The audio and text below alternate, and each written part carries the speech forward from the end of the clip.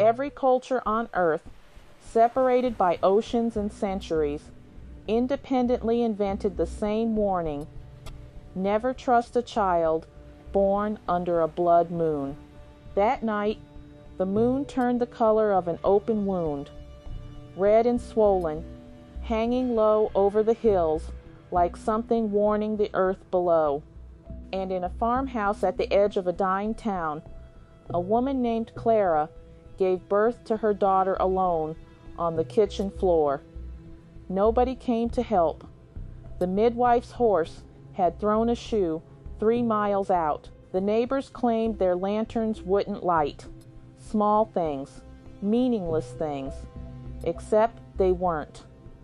The baby's name was Rosyn, and from the moment she drew her first breath, everything around her began to fall. It started quietly, the way disasters always do. The chickens stopped laying. The Wellwater turned a faint metallic pink that nobody could explain. Clara's husband Thomas developed a tremor in his right hand that spread slowly up his arm like ivy climbing a dead tree. Doctors found nothing wrong. There was nothing medically wrong with any of it. But Rosyn grew, fast and bright and beautiful. She smiled earlier than babies should. She watched things that weren't there and laughed at sounds nobody else could hear. Clara loved her fiercely. The way you love something you're also quietly terrified of. By the time Rosyn turned 3, the farm was gone. By 5, the town had lost its mill, its mayor, and 11 of its oldest residents to causes nobody could fully explain. Coincidence, people said publicly.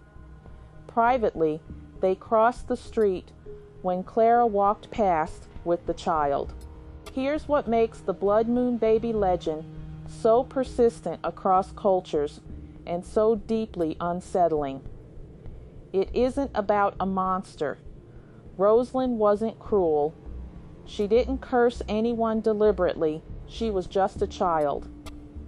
The horror lives in the idea that ruin can wear an innocent face, that something can bring catastrophe simply by existing, without malice, without awareness, without any way to stop it.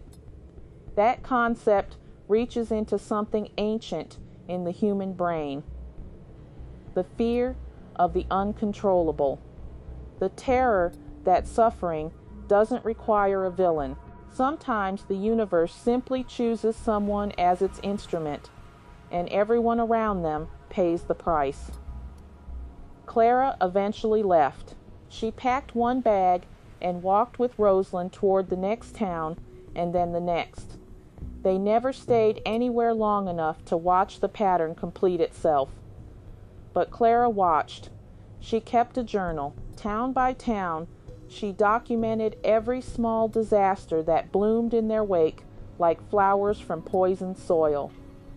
The journal's last entry is dated 3 days before Clara disappeared. It reads only till she finally understands what she is.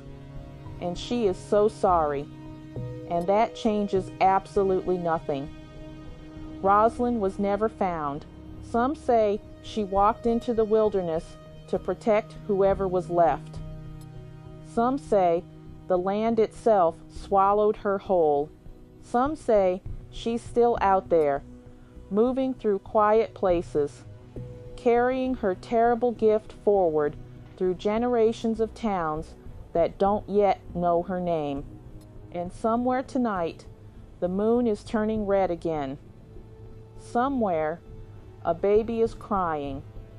And somewhere nearby, without knowing why, people are starting to feel uneasy. Sleep well.